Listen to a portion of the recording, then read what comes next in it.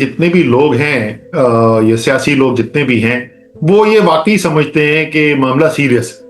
जो मुझे उन्होंने बताया है, इस वक्त उन्होंने जो एप्लीकेशन डाली है वो बुशरा बीवी से मिलने के लिए डाली है। कहते हैं कि डायलॉग होगा, जब आप कहते हैं नेगोशिएशन होगी, तो इसका मतलब कुछ लिया जाता है, कुछ दिया जाता है। इमरान खान की बेहतरी के लिए अगर कोई काम कर रहा है ना, तो मैं बोलता हूँ भाई करने दो यार। बिस्मिल्लाहिर्रहमानिर्रहीम। अस्सलाम वालेकुम। जमाल अहमद आपके साथ हूँ। आप सियासत डॉट पी के देख रहे हैं। लंबे अरसे बाद एक वापसी है सियासत डॉट पी की स्क्रीन पर, और साथ मौजूद हैं असद उमर साहब। सर अस्सलाम वालेकुम। वालेकुम अस्सलाम। सर सबसे पहले तो आज एक सरकारी रिपोर्ट सामने आई है इमरान खान के हवाले से, इमरान खान की सेहत के हवाले से। बताया गया है कि एंग्जाइटी का शिकार है और फिर बीपी भी जो है वो 140 तक इमरान खान का जा रहा है। सबसे पहले तो जो रिपोर्ट सरकारी तौर पर अब सामने आई है, जो इसमें इमरान खान कोई जाती मौलिद शामिल नहीं है, हुकूमत के ही जो कायम करदा मेडिकल टीम है वही उसी टीम ने ये रिपोर्ट जमा करवाई है। तो आप इस रिपोर्ट को कैसे देख रहे हैं मौजूदा हालात के तनाजुर में? देखिए, ये तो सरकारी रिपोर्ट कह रही है ना कि एंजाइटी है, इसलिए ब्लड प्रेशर बढ़ा हुआ है। अब हमें तो नहीं पता कि उसकी रूट कॉज है क्या।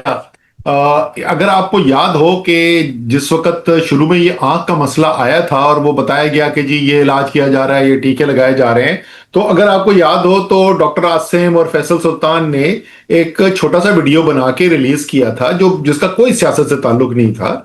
और उन्होंने कहा था कि भाई ये जो मसला हुआ है ना, इसके रूट कॉज की तफ्तीश की जरूरत है।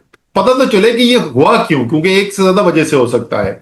तो अब ये बीपी की भी वही बात है कि बीपी के तो एक से ज्यादा वजूहात हो सकती हैं। तो अगर बड़ा है तो फिर तो एक मुकम्मल चेकअप की जरूरत है ना। और मैं पहले भी ये सवाल पूछ चुका हूं कि भाई मुझे ये बता दें कि पिछले 3 साल में जब से खान साहब जो हैं वो गिरफ्तार हैं, जो शौकत खानम के डॉक्टर्स उनसे मिलने के लिए गए हैं, जब किसी भी मीटिंग में, जब पहले अलाउड होता था कि वो जाके मुआयना करते थे, कभी एक बात मुझे बता दें उन्होंने बाहर आके या सियासी की हो या कोई ऐसा बयान दिया हो जिसको सरकारी डॉक्टर बोलेंगे यार ये इन्होंने क्या जाके बोल दिया, तो गलत बात की है।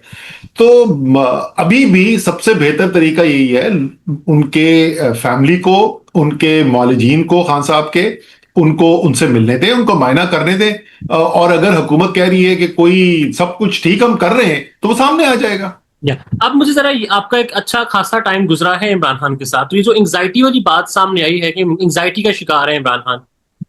इमरान खान को एंग्जाइटी होती थी, कोई मामला है ऐसा? इमरान खान को एंग्जाइटी, इसलिए तो मैं बोल रहा हूं भाई, हुकूमत कह रही है एंग्जाइटी हो गई है। एंग्जाइटी कहीं दूर दूर से नहीं गुजरी खान साहब के। वो जब निस्बतन जवान थे, तो वैसे तो अभी भी जवान है लेकिन ज्यादा जवान थे, तो गुस्सा उनको आ जाता था। एंग्जाइटी तो मैंने कभी जिंदगी में नहीं किसी से सुना कि इमरान खान को एंग्जाइटी होती है, या हमने कभी ऐसे देखा हो कि वो घबराए हुए हैं, परेशान हैं। कभी आपने देखा, आपने कभी कि आपको वो परेशान नजर आए हो? उनकी तो हर एक को ताकीद यही थी कि देखो सबसे पहले तो घबराना नहीं है। ज़ाहिर है जेल है, हालात बदल सकते हैं। जेल वाला मामला भी तो है ना। अच्छा, नहीं नहीं, देखे जेल में होने की वही मैं बोल रहा हूँ ना। खान साहब, कोई वजह है ना कि एक world class athlete, one of the greatest cricketers of all time जो थे, तो उनकी फिजिकल स्ट्रेंथ में तो कोई शक नहीं है माशाल्लाह, और वो अपनी फिटनेस का ख्याल भी रखते थे।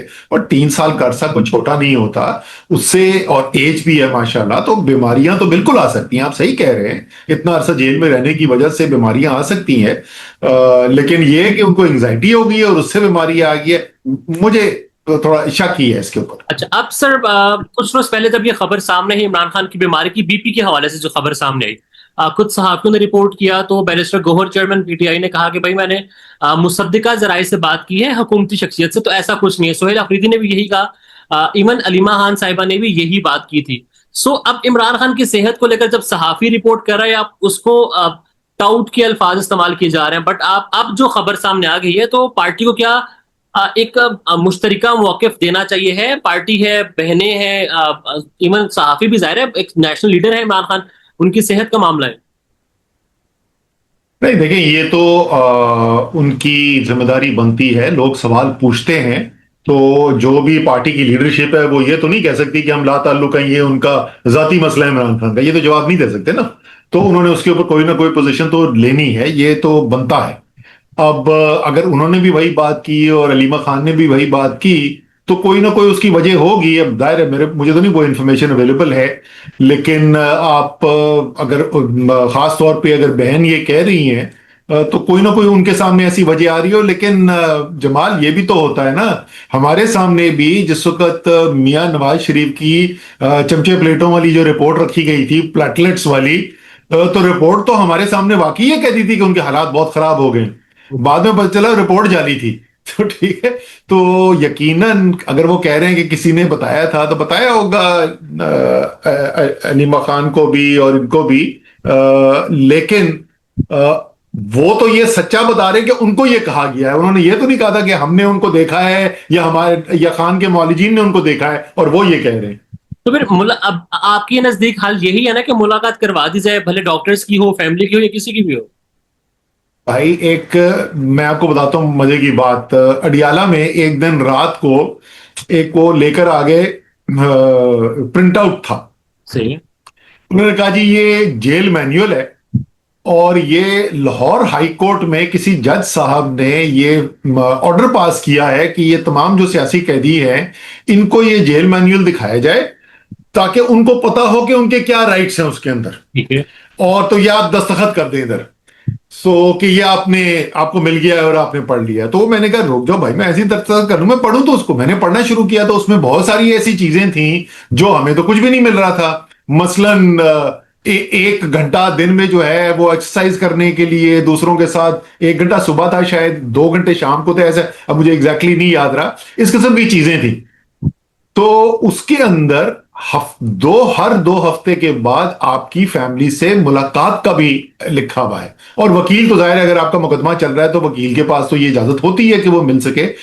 तो कोई फेवर करने की जरूरत नहीं है। जो इस वक्त कयास आराई पैदा हो रही है, जो तमाम दुनिया के अंदर सवाल पूछे जा रहे हैं, ये सिर्फ पाकिस्तान में सहाफी नहीं पूछ रहे हैं, अमेरिका में भी बैठा हुआ सहाफी ये सवाल पूछ रहा है, बरतानिया की पार्लियामेंट में लोग ये सवाल पूछ रहे हैं। वो पूछे इसलिए जा रहे हैं कि जो कानून कहता है, जो जेल मैनुअल कहता है, उसके मुताबिक आपने दस्तरस बंद की हुई है, उसको रोक दी, उसके मुताबिक दी नहीं जा रही दस्तरस जो देनी चाहिए, कानून की खिलाफ वर्जी की जा रही है। जाहिर है उसके बाद शुकूक शुबात ही पैदा होंगे ना, कि कानून कहता है साफ साफ, हाई कोर्ट की एक नहीं बार बार जजमेंट्स हैं कि मुलाकात की इजाजत देनी चाहिए और फिर भी मुलाकात नहीं हो रही है। तो बंदा तो शक करेगा ना कि यार वजह क्या है कि क्यों नहीं मिलने दे रहे। वेल, वी होप कि हालात बेहतर हों। सर, अब सूबों के हवाले से बात चल रही है। राना सनाउल्लाह साहब ने कहा कि अवामी पजीराई नहीं मिली नई सूबों की बहस में। मामला शुरू मोहसिन नकवी साहब की स्पीच से हुआ, ऑल आई गेस। अब मुस्तफा कमाल साहब ने यह कह दिया है कि राना सनाउल्लाह साहब को पता भी नहीं चलेगा, जैसे पहली तरमीमें हुई है 28वीं भी आएगी और पास भी हो जाएगी। तो जो इस वक्त ये सूबों की बहस चल रही है, व्हाट यू थिंक, ये सीरियस बहस है या फिर हम ये सुनते हैं कुछ मनवाने के लिए कि मार्केट में एक नई बात आ जाती है? 27वीं तरमीम पर ये बात हुई थी। तो हालात क्या चल रहे हैं वैसे सूबों की बहस के हवाले से? आपके पास क्या खबर है, इत्तला क्या है? खबर तो मेरे पास कोई नहीं है, लेकिन ये जरूर है कि जितने भी लोग हैं, ये सियासी लोग जितने भी हैं, वो ये वाकई समझते हैं कि मामला सीरियस है और सूबे बनाने का फैसला हो चुका है, कि ये फैसला हो गया है कि सूबे बनाने हैं। सियासी लोगों से क्या मुराद है आपकी? ये हुकूमती जो बैठे हुए, पीपल्स पार्टी वाले, मुस्लिम लीग वाले और ये लोग एमक्यूएम वाले, ठीक है ना, ये लोग जो हैं, ये इनकी तरफ से भी ये खबर है कि जी मामला जो है वो सीरियस है और वाकई में ये सूबे बनाने का कोई प्लान बनाया जा रहा है। अब वो वाकई में है या इनको मौत दिखा के बुखार बेचना है, वो वक्त आएगा तो पता चल जाएगा। पर आपकी क्या राय है, जाती राय क्या है आपकी? एक अच्छा टाइम आपका खान साहब से गुजरा, तो खान साहब भी इस मामले में कोई फेवर कर सकते हैं गवर्नमेंट साइड को, जो सूबा बनाना चाहते हैं उनको? देखें, जो आपके आइन के अंदर बिल्कुल वाज़ेह तौर पे लिखा हुआ है, तो ये गैर आइनी चीज नहीं है। और तहरीक इंसाफ ने भी मसलन जो जनूबी पंजाब का सूबा है उसकी हिमायत की हुई है। इसी तरीके से तहरीक इंसाफ जो है वो हजारा सूबा जो है खैबर पख्तूनख्वा के अंदर उसकी हिमायत करता है और एक आइनी चीज है, लेकिन उसमें उस काम को करने का आइन में तरीकेकार भी मौजूद है। ठीक है। और वो तरीकेकार कहता है कि टेक्निकली तो ये है कि जी जिस सूबाई असेंबली की 2/3 अक्सरियत और कौमी असेंबली की 2/3 अक्सरियत, सादा अल्फाज में ये है कि यार वो लोग जिनकी जिंदगी इस फैसले से मुतासर होगी, उनकी एक वाज़े अक्सरियत अगर कहती है कि ये काम कर लो तो आप कर लें। तो तहरीके इंसाफ को उसूली तौर पे कोई नया सूबा बनाने की के ऊपर एतराज नहीं है, लेकिन आप मुझसे जाती तौर पे अगर आप राय पूछ रहे हैं तो मेरी भी ये राय है कि ये जो आईनी तरीकाकार है उसके लिहाज से अगर आप सूबा बनाना चाहते हैं तो जरूर बनाएं। हालांकि मेरे ख्याल में ये जो बेचा जा रहा है कि हर पाकिस्तान की बीमारी का हल ही सूबे बना देना है, ऐसा कुछ भी नहीं है। कोई तमाम, अगर आप चाहेंगे तो बाद में मैं इंटरनेशनल कंपैरिजंस भी कर दूंगा, लेकिन जो चीज तबाहकुन होगी पाकिस्तान के लिए, अगर आपने बंद कमरे के अंदर बैठे और नक्शे के ऊपर आपने लाइनें खींच खींच के लोगों को तकसीम किया ना अलग अलग सूबों के अंदर, वो तबाहकुन चीज हो सकती है। बिकॉज जमाली, मैं बड़ा समझाने की कोशिश करता रहा हूं, इंसान जो होते हैं ना, इंसान भाई मशीन नहीं होता, उसके जज्बात होते हैं। जो लोग पाकिस्तान में रहते हैं वो मुख्तलिफ जुबानें बोलने वाले लोग हैं, उनकी मुख्तलिफ सकाफती मीरास है, उनकी मुख्तलिफ तारीखी एक उनका पर्सपेक्टिव है। वो सब मुसलमान हैं ज्यादातर, तो वो एक यूनिटी का पहलू जरूर बनता है। लेकिन मैं जो हूं वो पंजाबी भी हूं, मैं महाजिर भी हूं, मैं बलोच भी हूं, मैं पठान भी हूं, मैं जो हूं सिंधी भी हूं, और मैं पाकिस्तानी भी हूं। मैं दोनों, ये दोनों शनाख्त मेरी हैं। तो इसलिए इस किस्म का जब मामला हो ना, तो आपको फैसला करने से पहले ये बहुत जरूरी है कि अवामी राय उसमें शामिल हो, और आपको अगर अवामी सपोर्ट मिलती है तो आप जरूर कर लीजिए। अब अगर आप मुझे इजाजत दें तो मैं इसका दूसरा हल भी बता देता हूं आपको, कि क्योंकि हमें पता है मसलन जब आप सिंध तकसीम करने के लिए जाएंगे तो आप बहुत बड़ी एक खतरनाक बहस खोल देंगे। तो भाई, अगर आप, हमें तो ये बताया गया ना कि आप इसलिए करना चाहते हैं कि अवाम के जो मसाइल हैं वो हल नहीं हो रहे इस निजाम में, यही कहते हैं ना, बिल्कुल ठीक कहते हैं, इसमें तो कोई दो राय नहीं हो सकती ना।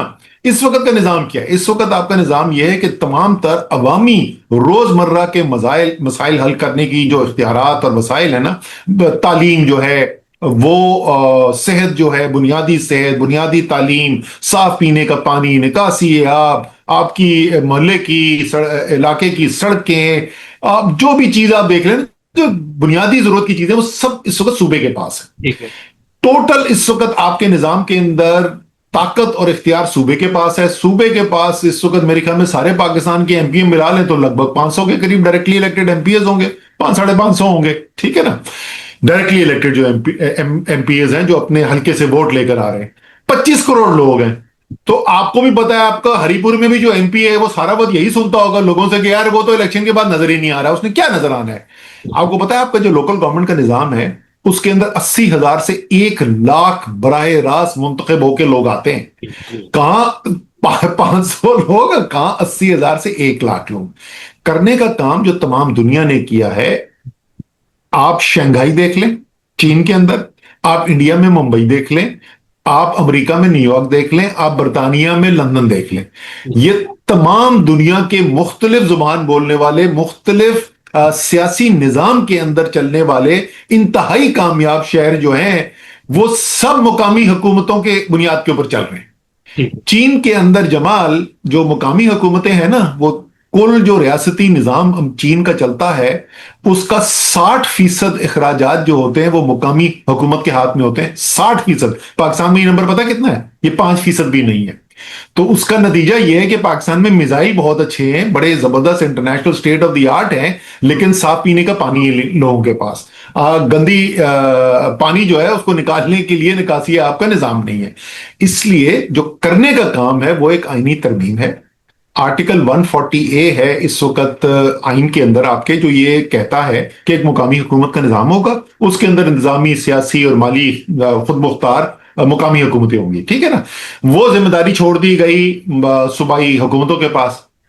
अब सूबाई हुकूमतों के पास से तो वो सारे इख्तियार और वसाइल निकलने ठीक है ना। ये बिल्कुल ऐसे है कि जमाल मुझे बोले यार असद साहब आप ऐसा करें ना कि ये जो आपने सारी जिंदगी में पैसा जैसा कमाया है ना, तो आपके पास जितना बचा हुआ है ना, तो आप जो है ना अपने मोहल्ले वालों में बांट दें। ओ भाई मैं नहीं बांटूंगा यार, मैं क्यों बांटूं, ठीक है ना। तो आप वो चाहते हैं कि उनकी जो इख्तियार अब उनके हाथ में आ गया है, तो इसलिए आइन में तरमीम करें। ये जो 140A शिक है इसकी तशरीह करें। कौन से इख्तियारात मुकामी हुकूमतों के पास होंगे ये आइन में लिखें। कौन सा टैक्स मुकामी हुकूमत ले सकेगी वो आइन में लिखें।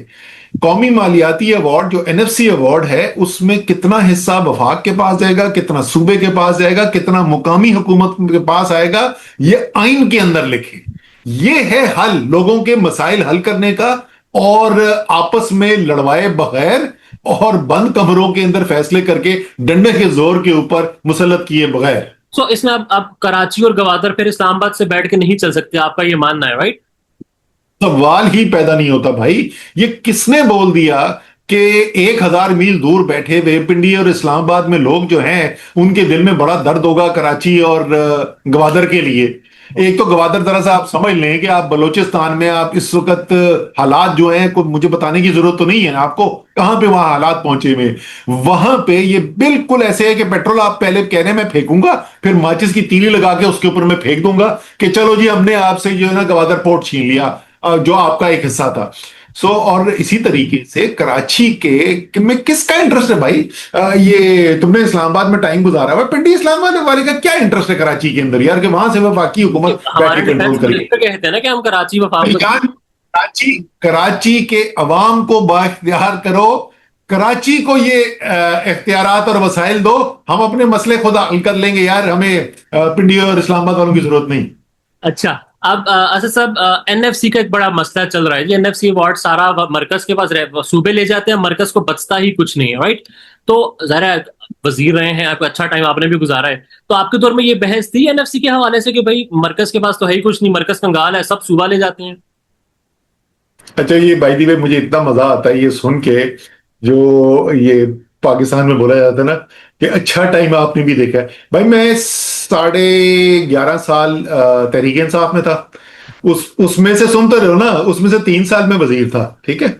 उस पूरे अरसे में अगर कोई मुझसे पूछिए सबसे मुश्किल टाइम तुम्हारे पास कौन सा था, वो वजारत का टाइम था भाईजान। अगर आप दयानतदारी से काम कर रहे हैं तो सबसे मुश्किल टाइम होता है। अच्छा नहीं, सॉरी, ये तो एक अलग बात होगी। देखें, वफाक के जो इस वक्त माली हालात हैं वो अच्छे नहीं है, ये इसमें तो कोई शक नहीं है, और सूबों के पास जरूरत से ज्यादा वसाइल आ गए हैं, इसमें भी कोई शक नहीं है, ठीक है। तो इसको ठीक करने की तो जरूरत है, लेकिन इसका इलाज ये नहीं है कि आप सूबे से पैसा वापस वफाक के पास ले जाएं। उस पैसे को आपने और नीचे लेके आना है, अवाम के पास लेके आना है, ताकि अवामी मसाइल हल हो सके। देखो इस वक्त आपके पास, वो कहते हैं जी हम क्या करें, आईएमएफ ने ये बंदिश लगाई है। आईएमएफ ने कहा है कि पाकिस्तान के बड़े बड़े वडेरों से पैसा ना लो। आईएमएफ ने कहा है कि पाकिस्तान की जो बड़ी बड़ी मार्केट्स हैं जहां करोड़ों का रोजाना का कारोबार करने वाले लोग बैठे हुए हैं उनसे टैक्स ना लो। आईएमएफ ने कहा है कि ये अरबपति जो रियल एस्टेट के टाइकून, अरबपति तो खत्म, वो तो खरबपति बन चुके हैं, उनसे तुम टैक्स ना लो। आपको पता है जमाल, तुमने बीच में नौकरी भी की है, तनख्वाह जो है, तनख्वाहदार जो पाकिस्तान का तबका है उसने पिछले साल 600 अरब रुपए से ज्यादा टैक्स दिया है, ठीक है। 600 अरब रुपए से ज्यादा तनख्वाहदार ने, मुतवस्सित तबका, गरीब तबका। आपको पता है पाकिस्तान के तमाम जागीरदार चारों सूबों के मिला के उन्होंने पिछले साल कितना टैक्स दिया है? 10 अरब रुपए भी नहीं दिए। तो भाई ये आप जो ताकतवर है उससे आप टैक्स वसूल करें, ये नहीं है कि जो अवाम की जरूरत अभी नहीं पूरी हो रही नीचे जमीन पर, उस पैसे को और आप वफाक के अंदर ले जाएं ताकि नीचे बिल्कुल ही बेड़ागर्क हो जाए। वेल सर, इन लास्ट मुझे अब आपका सियासी तज्जिया चाहिए, एक प्लानिंग चाहिए। जाहिर है आप सेक्रेटरी जनरल तो रहे हैं पाकिस्तान तहरीक इंसाफ के, अब सुबह वाली बात चल रही है, इसमें आपकी जमात, साबका जमात का मौका भी सबको मालूम है। इमरान खान की सेहत के हवाले से भी बातचीत सामने आ गई है। फ्रैंकली स्पीकिंग पीटीआई जो है ऑन ग्राउंड कुछ कर नहीं रही है, ये लोग कह रहे हैं, वर्कर्स भी कह रहे हैं कि इमरान खान की रिहाई के लिए। इस सारे सिनेरियो में पीटीआई कोई अच्छा मौका निकाल सकती है कि इमरान खान की रिहाई तक बात ले जा सके, इमरान खान को कुछ सहूलतें प्रोवाइड करने की तरफ जा सके? अच्छा, पहली बात तो जो है ना, ये मुझे एतराज है इस बात के ऊपर कि बात जो है वो रिहाई से अब रसाई तक आ चुकी है। हाँ, ये आपने जो हिकमत अमली बनानी है खान साहब को निकालने के लिए, चाहे वो मुफाहमत से बनानी है या वो मुजाहमत से बनानी है, उसका नस्बुल ऐन भाई रसाई नहीं है, उसका नस्बुल ऐन रिहाई है, ठीक है। इसमें कोई इबाम नहीं होना चाहिए कि ये आपने अपने लिए काम आसान कर लिया जी कि अच्छा ठीक है मुलाकात हो गई तो बस हमारा काम पूरा हो गया। क्या आपको पता है मेरी पोजीशन इसके ऊपर बिल्कुल वाज़ेह है, पिछले 3 साल से वाज़ेह है। मेरे ख्याल में एंड में फैसले जो हैं वो अगर होने हैं तो वो जनाब बातचीत से ही होने हैं। ये जमाल, पाकिस्तान को किसने बताया था कि यार जो जंगें भी होती हैं तो उन जंगों का भी जो इख्तिताम है वो डायलॉग के जरिए होता है? ये इमरान खान ने बताया है सारे पाकिस्तान को यार कि ये फौजी ऑपरेशन से नहीं आपका मसला हल होगा। तो इसलिए मैं तो बिल्कुल इस बात पर यकीन रखता हूं। उसके अंदर जब आप कहते हैं कि डायलॉग होगा, जब आप कहते हैं नेगोशिएशन होगी, तो इसका मतलब कुछ लिया जाता है, कुछ दिया जाता है। तो आप बिल्कुल, इसमें कोई खराबी नहीं है। और ये जो सब ये बेवकूफी की बात है जो बोलते हैं कि नहीं बिल्कुल लकीर खींच दो और बात ही ना करो, इसमें कोई हर्ज नहीं है। आप जो सौदेबाजी, अगर मैं लफ्ज इस्तेमाल करूं, उस सौदे में अपने बुनियादी उसूल को ना बेच दें। और बुनियादी उसूल बड़े सादा से हैं। इमरान खान का आप सौदा नहीं कर सकते। आप ये नहीं कह सकते कि अच्छा ठीक है हम बाकी सारी चीजें मनवा लेंगे, लेकिन यार खान साहब तो अभी जरा 4-5 साल जेल में ही बैठे रहे ना, या सियासत से बाहर बैठे रहे, जेल में ना भी हो, ये आप नहीं कर सकते। ठीक है ना, इसकी आपको इजाजत नहीं होनी चाहिए। दूसरा, आप ये सौदा नहीं कर सकते कि पाकिस्तान के अंदर फैसले जो हैं वो पाकिस्तान के आइन के मुताबिक, कायदे आजम के विजन के मुताबिक पाकिस्तान के अवाम नहीं करेंगे। ये बुनियादी उसूल है कि पाकिस्तान में इख्तियार किसका होगा, वो पाकिस्तान के अवाम का होगा, इस पे नहीं।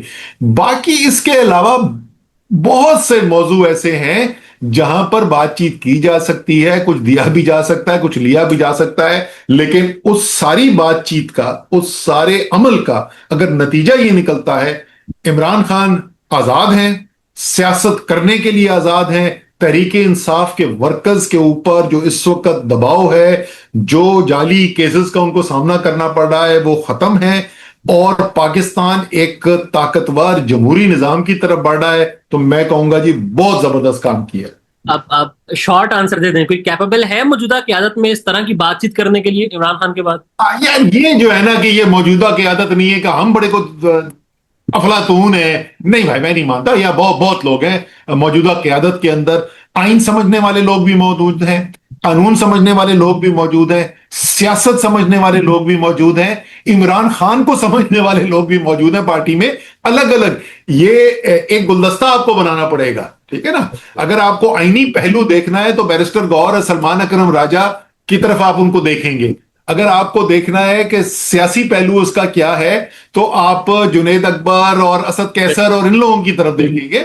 सो मुख्तलिफ जो भी अज्जा चाहिए ना आपको, जिससे आपने ये काम मुकम्मल करना है, जो वो हर चीज मौजूद है इस वक्त पार्टी के अंदर, मुख्तलिफ लोगों के अंदर, वो सब मिलके अगर काम करेंगे तो बिल्कुल कर सकते हैं। मैं ये बिल्कुल भी दावा नहीं कर सकता कि मैं को बड़ा अफलातून हूं, जो ये नहीं है। चल इन लास्ट बता दें, एनडीसी जो फवाद चौधरी साहब, महमूद मौलवी, अली जैदी और आमिर कियानी साहब हैं गालिबन, उनसे कोई राब्ता है आपका? कोशिश कर रहे हैं इमरान खान से बातचीत की? वो तो कह रहे हैं कि हम कोशिश कर रहे हैं। जी, मेरा उनसे राब्ता, हम हमारे पुराने कॉलीग्स रहे हैं, मैं बिल्कुल राब्ता है उनसे। जो मुझे उन्होंने बताया है, इस वक्त उन्होंने जो एप्लीकेशन डाली है वो बुशरा बीबी से मिलने के लिए डाली है। और अभी डायरेक्ट जो है इमरान खान से बात करने के लिए उन्होंने इस वक्त तक अभी एप्लीकेशन नहीं डाली है। कोशिश वो कर रहे हैं भाई। मैं उसका हिस्सा नहीं हूं एनडीसी का, बट जिस तरीके से भी कोई भी तरीके इंसाफ की बेहतरी के लिए, इमरान खान की बेहतरी के लिए अगर कोई काम कर रहा है ना, तो मैं बोलता हूं भाई करने दो यार।